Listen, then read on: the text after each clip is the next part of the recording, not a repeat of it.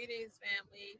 I'm over here in the corner. I don't know if y'all can see me, but I wanted to have this quote up by our great Baba, Carter G. Woodson, today while we talk a little bit about him and about Kwanzaa, because Kwanzaa is one of my most favoriteest celebrations. And I wanted to speak on it and just speak how that connects with our great Baba, Carter G. Woodson. So I'm going to wait a few minutes. I just want to leave that quote up there, though, while I wait a few minutes to see if anyone else is going to come on.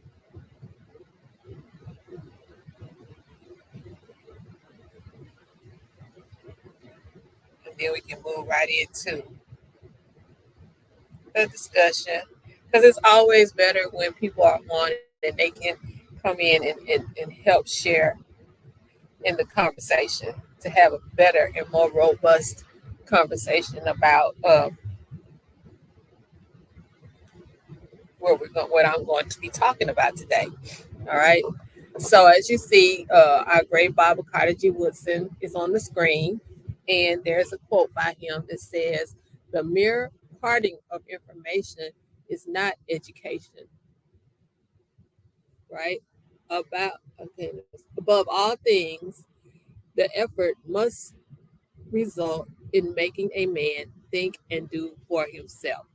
And so I think a lot of times we think because we're relaying information that we're teaching someone something, and so it just goes to what he was about as well.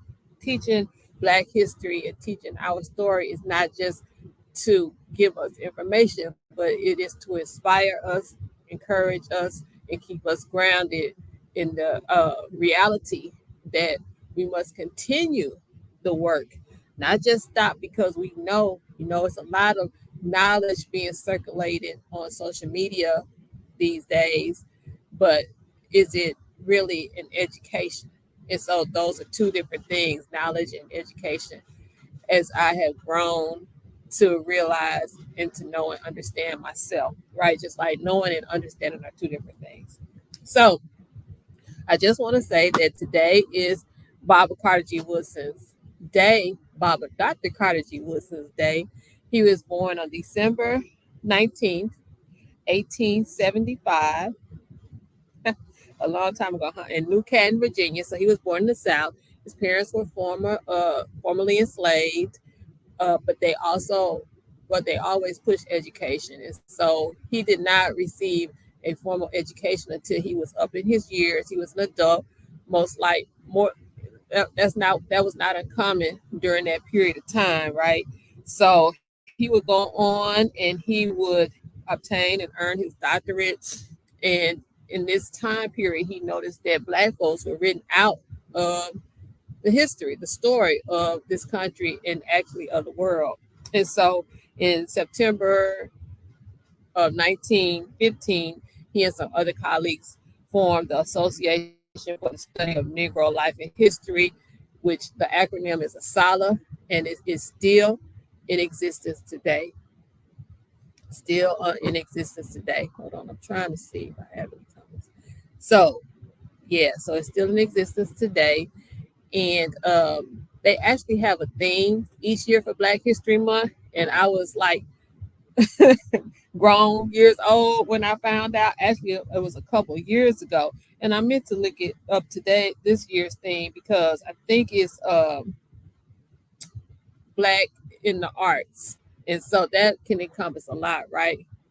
That can encompass a lot. Black in the arts. So there's a theme every year with Black History Month, which we'll talk about in a minute, because I think as we quote get more knowledge, that we think that we are smarter and wiser, and in some ways we may be, but in a lot of ways we are not, because this whole sentiment that I'm Black 365 24/7 that circulates only in February, as I see it, um, really is disrespectful of Carter G. Woodson and everything that he stood for, and the people who worked with him to promote Black history. And people say, well, I know who Carter G. Woodson was.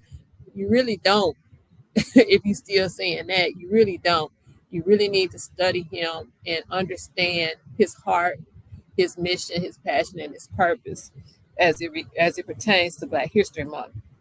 So, like I said, he founded a scholar, and then, of course, we would go on to have Black History Week, which then would expand to the entire month of February. And so, if you want to learn more about his mission, passion, and purpose, I recommend this book. Try to hold it up in the camera. Fugitive Pedagogy: The Art of Black Teaching by Dr. Jarvis Givens. It's an excellent book on the life of Dr. Carter G. Woodson. It gives his biography, but it also gets into his mind and why he was so adamant and pushed Black History Week and month. Well, week really, because it was just a time when we highlighted our achievements. Sure, we are Black 365, 24/7, but they chose a week to really shine and show off what they had been learning those other days of the year. So don't get it twisted. Uh, they didn't give us anything. I seen that sentiment too. They gave us the shortest month in the year. No, he chose it for specific reasons.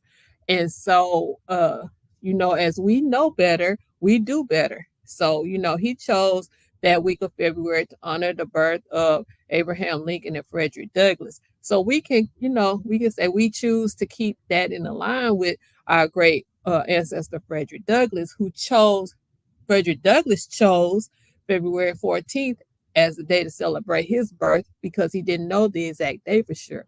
So anyway, so we can move on and we can still celebrate our achievements, our accomplishments. We can teach why we need to celebrate our achievements and accomplishments as well as they did back in the early 1900s, in a time where our learning was very controlled in every capacity. Uh, and they basically had to kind of fit it in where they could get it in, but they were still passionate about doing so.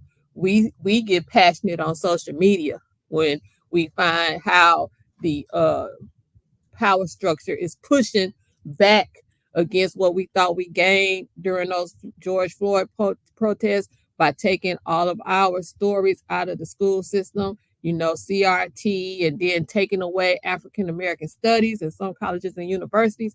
That's just a pushback to let us know who's in control, but we could push back too.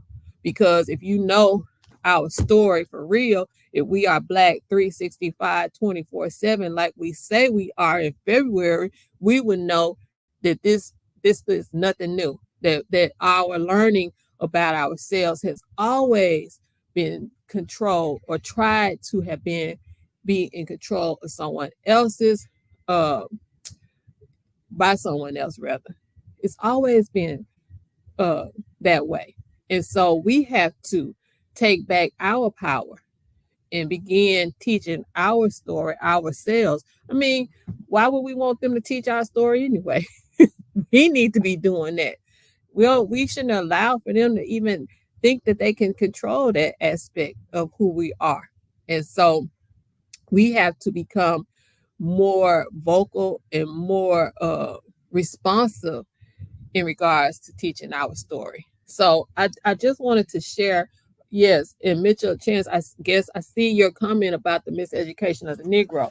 Yes, we have that here also. I'm at the Culture Center in Coldwater, and every February, I take this book, pull this book off my shelf, and I read it.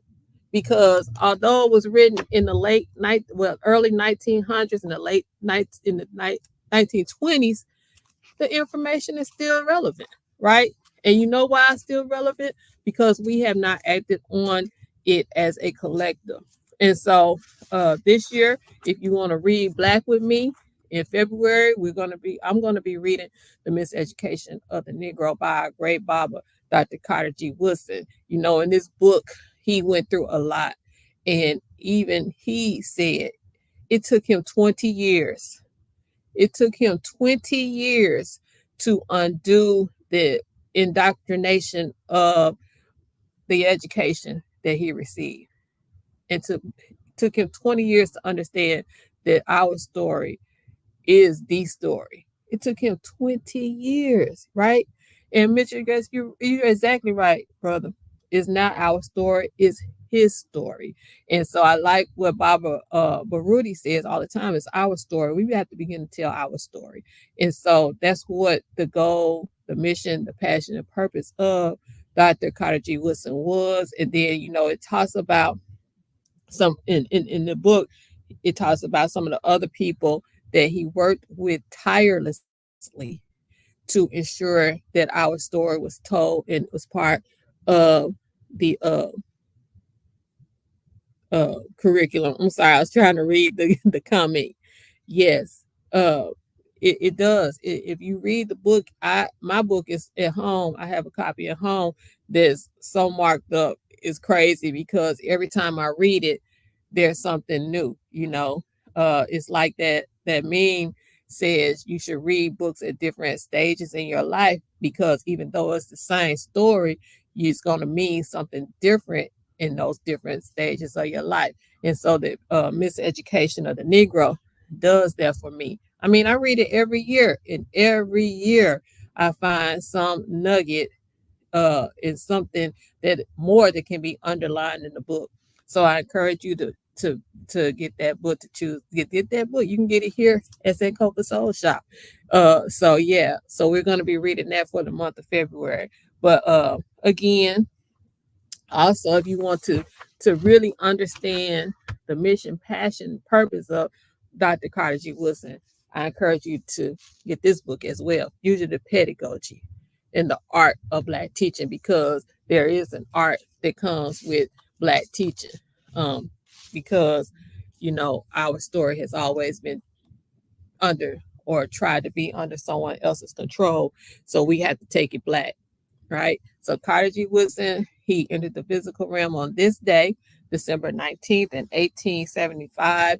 And we must not forget his greatness. We must not uh, drop the ball on what it is that he wanted to accomplish with education.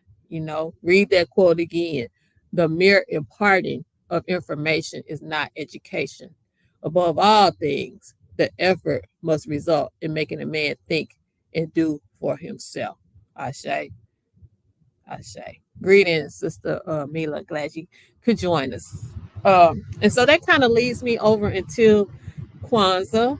Y'all see, I'm sitting here. I'm behind our Kwanzaa setting today, and I wanted to talk a little bit about Kwanzaa because I think it is fitting to for us as we talk about Baba Carter G. Woodson. We can kind of segue into Kwanzaa in our story and why we should acknowledge it and why we must celebrate it. Practice the principles throughout the year, but really celebrate it and highlight it during the week of December 26th to January 1st, right? So Kwanzaa and all the words associated with it are Swahili.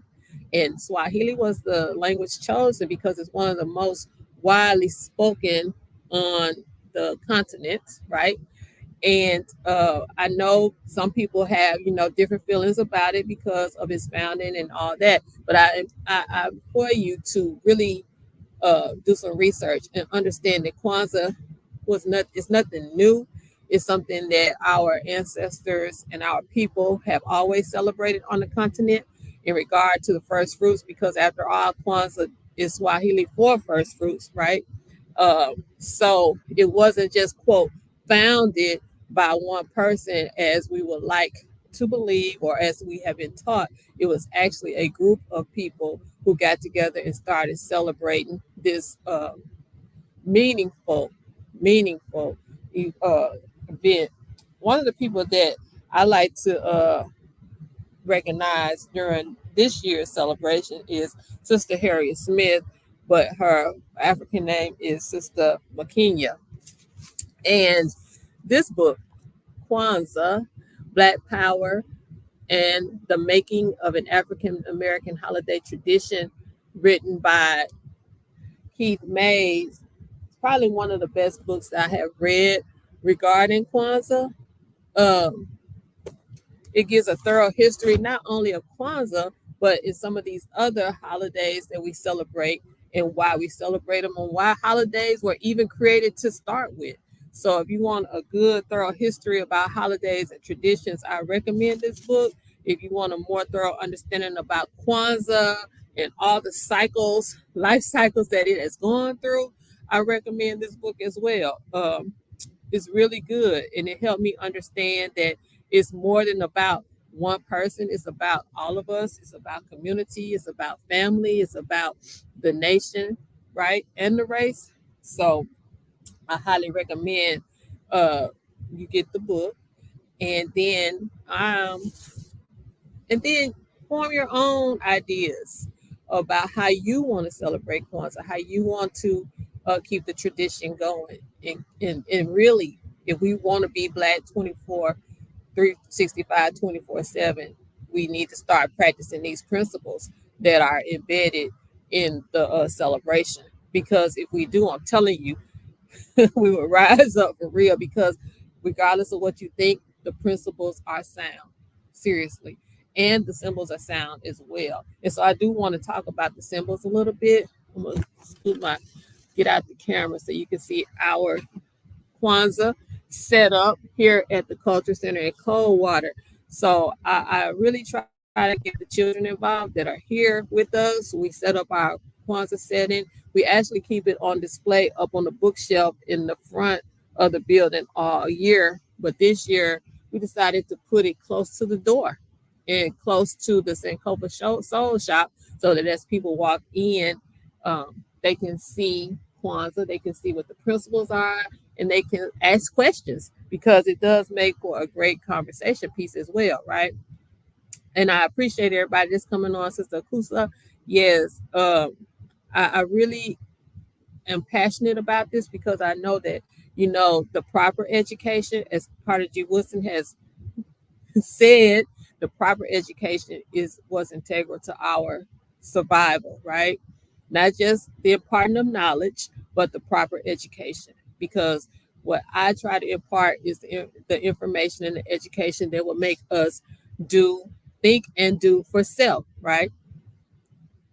Brother Kareem, I thank you for coming on. Again, Sister Mila and Sister Mary, thank you all for coming on as well.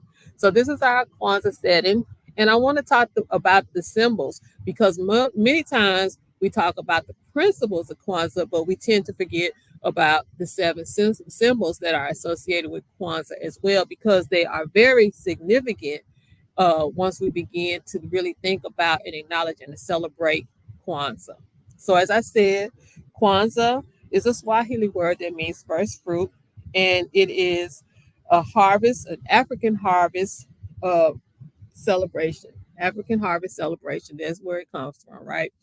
And so we have the seven symbols, and this is something that I have gone over with our scholars at Ashe Academy. We started, back in November talking about Kwanzaa. We talked about the seven symbols, and I had them create their version of what their favorite symbol was. And most of them chose the Unity Cup. And I'm going to tell you why in a minute, because that's significant. Um, so um, these are the seven symbols. We had the Makika, the Makea, or Makika, however you want to say it, Makeka. uh, this is down here. I don't know if you can see it, but that is a Swahili word. So I'm going to be sharing the the Swahili word first, and then I'll share the English translation of that word. Okay, the mkeka. So we have the mkeka, the mat. Uh, it can be made of straw, but it's usually made of fabric or paper, and that's something that I have done with our scholars. We have made our mat ourselves, and this is where we place uh, all of the other Kwanzaa symbols. The mat represents the foundation of African traditions and history. So we have the mkeka, the mat that represents the foundation of African traditions and history, right? And then we had the mazao. The mazao are the crops, and we have our pumpkin right here. I don't have any other crops, but I do have our pumpkin. uh, the fruits and vegetables, and this represents the African harvest celebrations and shows respect for the people who labored to grow them. Shows respect for the people who labored to grow them. And then we have a Kanara, and this is probably the most widely known symbol of Kwanzaa, the Kanara, right? The Kanara is the candle holder, and it represents the original stalk from which all African ancestors came. And it holds our seven candles, as you can see. The Mishuma, the Mishuma is the seven candles, right? Most of us don't know these things, right? That they actually have a name, the seven candles, and each one represents one of the seven principles.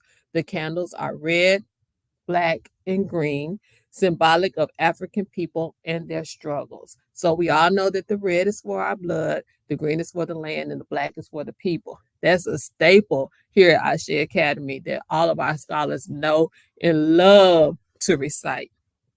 The Mahindi, the corn. I have 2 ears of corn there. They represent African children and the promise of their future. 1 ear corn is set out for each child in the family. So in my Kwanzaa setting in my home, I have 4 ears of corn, right? I have three for my children and one for my granddaughter. So I have 4 ears of corn in my Kwanzaa setting at home. Here we have two, uh, and you can just say one. And this it says, in a family without children, 1 ear is set out symbolically to represent the children of the community. So I put two on our Kwanzaa setting here at the center. And the reason why you can just put 1 ear if you don't have any is because a ear of corn can perpetually multiply for generations upon generations. And so 1 ear corn can give you an abundance for years to come, right? And so then we have, this is the scholar's favorite symbol, and it's one of the most difficult to say, but we're going to practice because they have us practice in the English language until we master it, and we're going to do the same with the Swahili language, right? So we had the Kakomba Cha Umoja. The Kakomba Cha Umoja is the unity cup, and the unity cup symbolizes the first principle of Kwanzaa, the unity of family and of the African people. The cup is used to pour the libation for family and friends. And during our Kwanzaa teachings, we also learned, because we've been reading books about Kwanzaa, we learned that each night after the candle is lit to represent that night's principle, the unity cup is passed around to family members to symbolize that unity in the family. All right. And then we also have our Zawadi. We have our Zawadi. Zawadi represents these are the gifts. Okay. This represents the labor of the parents and the rewards of their children. Gifts are given to educate and enrich the children. They may include a book, a piece of art, or an educational toy. At least one of the gifts is a symbol of African heritage. And so you give those on the last night of Kwanzaa, the Zawadi. And when I tell people, I'm like, you should give something educational. And if possible, uh, it is possible in this day and time to get something made by Black hands. Over on the, I don't know if you all can see it, but we have the waist beads and the anklets made by Sister Shani Sankofa Creates.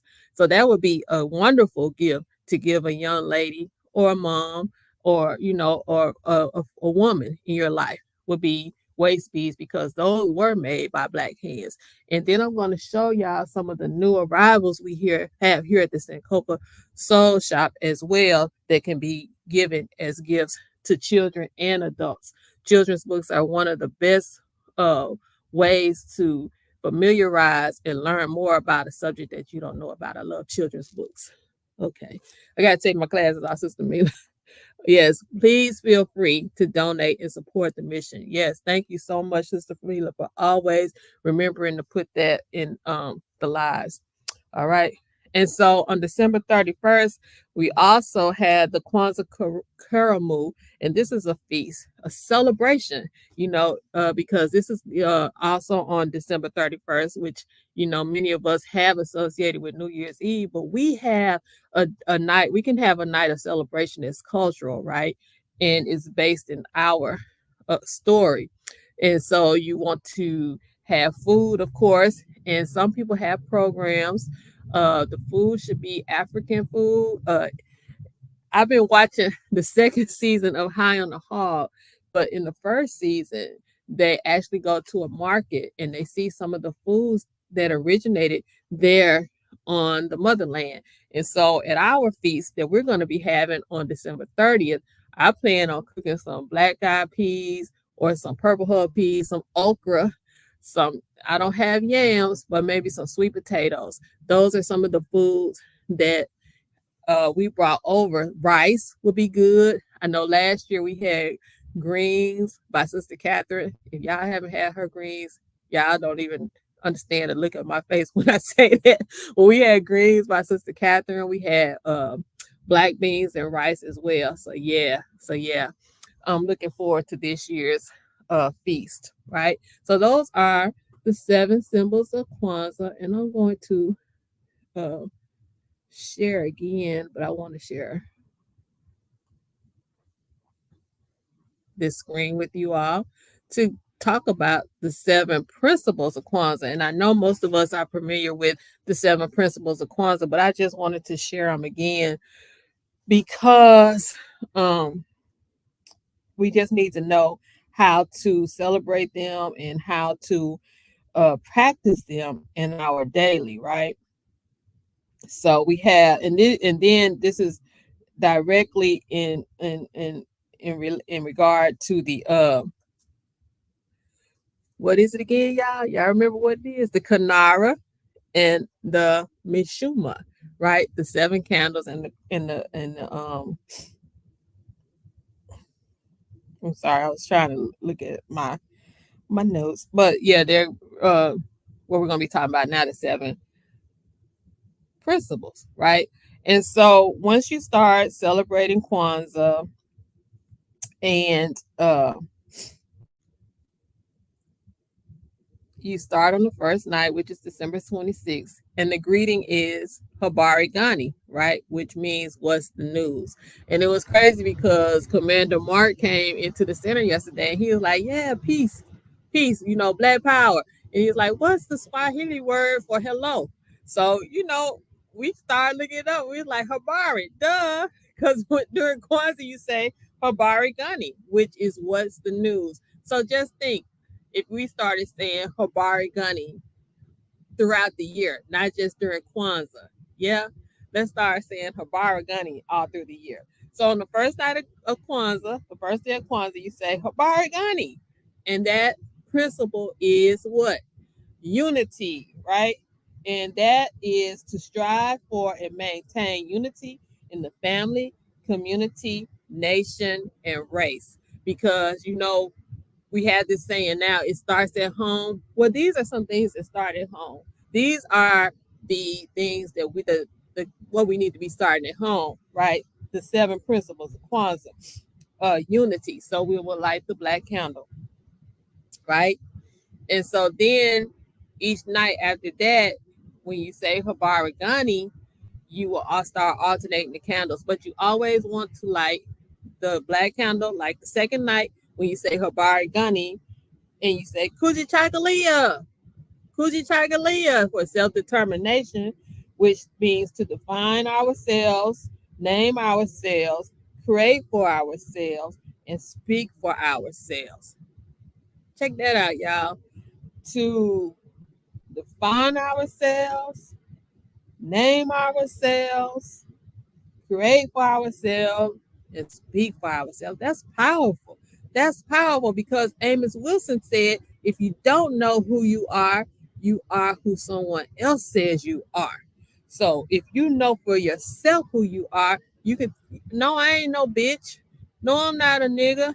No, I'm not stupid. No, I'm not slow. No, I'm not ratchet. No, I'm not ghetto because I know who I am, right? So that's powerful. That Kuji Chagalia, that's one of my favorites, right? I think right behind the next one, which is Ujima, collective work and responsibility. Collective work and responsibility to build and maintain our community together and to make our brother and sisters' problems our problems and to solve them together. Now, what do we really practice, Eugene? What are some ways that we can practice Eugene? Like if something happens to a child and we always want to say, couldn't have been mine. Yeah, think about it can be yours. Miseducation can be, right? They don't care that your child, to them, when a child excels, it kind of slips through the cracks. To us, when the child misbehaves, they slip it through the cracks. But we want to make the exception not be the exception. I firmly believe I firmly believe that we are all capable, and especially when it comes to our children. I believe all of our children are great, are great. Marva Collins said that there's a genius locked inside every child. We just got to be the ones to do the unlocking and not let someone else determine who our geniuses are because I'm telling you, our children are beautifully creative. I tell them all the time. I learn from our babies all the time, all the time. In fact, we are having a session tonight, Read Black with me, and I'm looking forward. I look forward every week to reading with our babies and learning from them. They keep me grounded, inspired, and encouraged, just like my elders. We're reading Tristan Strong Punches a Hole in the Sky, the older children, and they keep me on task because I have fallen behind. But they keep me on task by making sure that they read and tell me what's going on in the book, right? So that is Ujima. It takes all of us. It's going to take all of us. And if you think that you are good and your children are good because they might have a great income or they might not be troublemakers or this, that, and the other, trust and believe they can be affected. You can be affected. I can be affected by those children and by those people who are not good, right? So until we figure out that it's going to take all of us, we're going to keep wandering in this wilderness and blaming everybody else when we had the capability of doing it for ourselves. All right. So our next principle number 4 is Ujima. Ujima, cooperative economics, to build and maintain our own stores, shops, and other businesses, and to profit from them together. Ujima. Let's practice cooperative economics.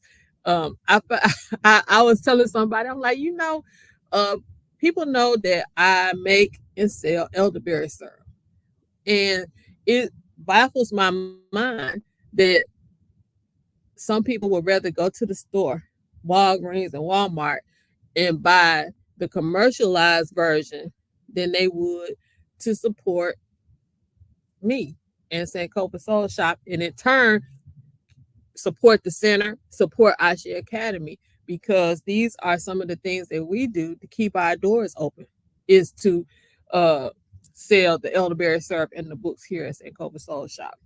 Well, why would you want to buy a commercialized version of something when you can support a black business? I know that we have a lot of trauma um, that's still in our DNA, but one of the ways that we can begin to heal is to build our own spaces and keep our own spaces, safe, liberated spaces like this cultural center open so that we can begin that process of healing as a collective. We I hear a lot of people say, "Well, we got to heal first because we got too many issues, and then we're gonna have to do this simultaneously. We're gonna have to build to have safe spaces to begin the healing process. We see it all the time. Institutions, you work in these institutions, they are building, but in the process of building, they constantly going back and assessing and reassessing what works and what doesn't work and implementing new policies, new procedures. That's just the nature of how you build and how you keep institutions going. So, yeah, so we're going to have to build and heal at the same time. Heal and build at the same time. Because just like those 9 areas of people activity that are defined by Dr. Francis Cress Wilson and Dr. Nellie Wooler work simultaneously, we're going to have to do some things simultaneously too. So, Ujima, we're going to have to support our Black businesses and we're going to have to support our Black institutions. Okay. Our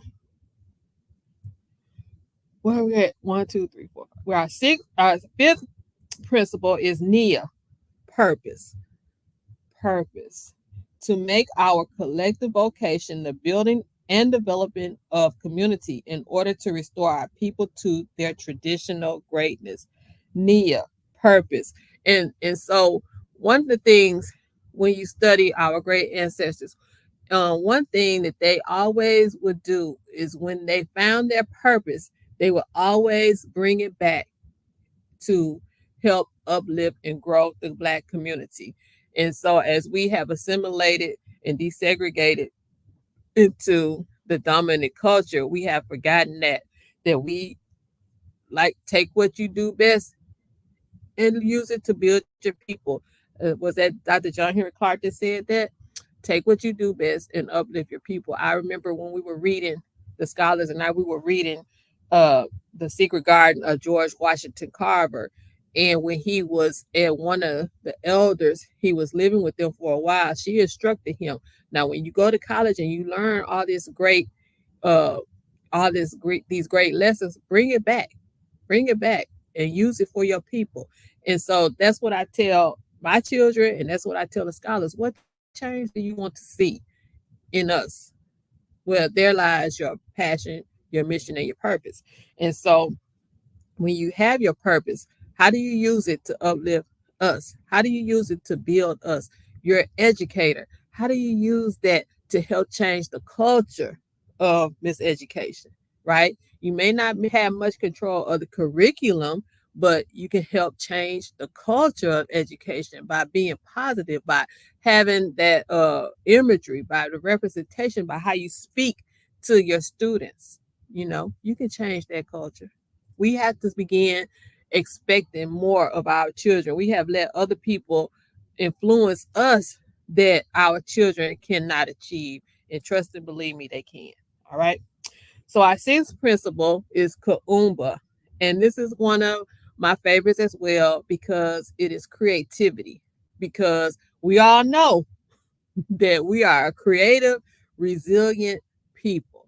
We know this, y'all, to do always as much as we can in the way that we can in order to leave our community more beautiful and beneficial than we inherited it.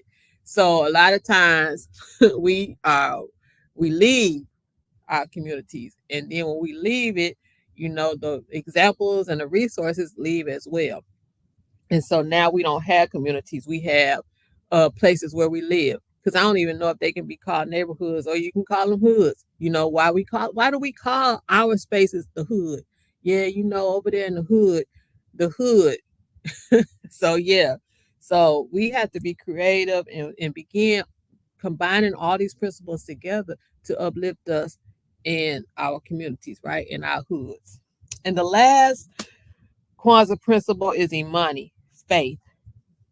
To believe with all our hearts in our people, our parents, our teachers, our leaders, and the righteousness of victory of our struggle. So, unity, Imani, that faith that we can do all this, that we can make it happen. As I said earlier, I firmly believe in us as a people, especially our children. I firmly believe in that, you know. And so that is why I'm so passionate about what it is that I do, because I believe that we can do this, y'all. We can do it.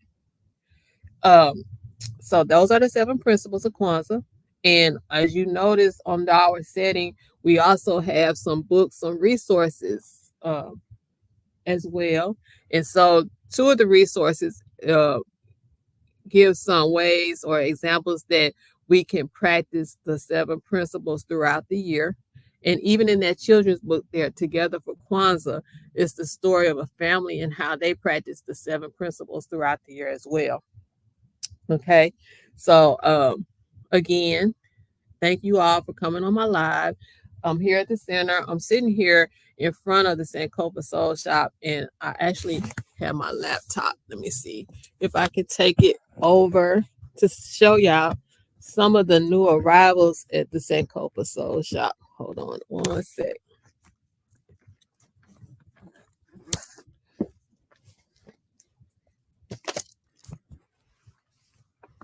So, no. So here are some of the new arrivals. I'm going to be talking about The Devil You Know next week. It is a Black Power manifesto written by Charles Blow. Y'all know him. He was one of the journalists for the New York Times. The Ultimate Guide to HBCUs. I think that would be a good one for people who have children that are thinking about college. The Skin of the Sea. It is an excellent novel. There's actually another there's a sequel to it. I can't remember what the title is, but they're excellent. Y'all know I had posted some time ago when they were having that big old rage about the black mermaid. What is her name? Anastasia. What's her name? I think that's it. But anyway, that hey, we had Miami Water before all of this came about, right? So just I'm gonna go post a link to the order form in the comments, but these are just some of the books that we have here at Sankofa Soul Shop. We also have some fluoride-free toothpaste, and we have the soap as well. So yeah, so those are some of the books we have. We have some board books as well. I don't know if y'all can see those, but yeah. So anyway, those are some of the things that we have here at the Soul Shop. So I'm going to post that again um, in the comment section. And I do want to give a shout out. Hold on one second.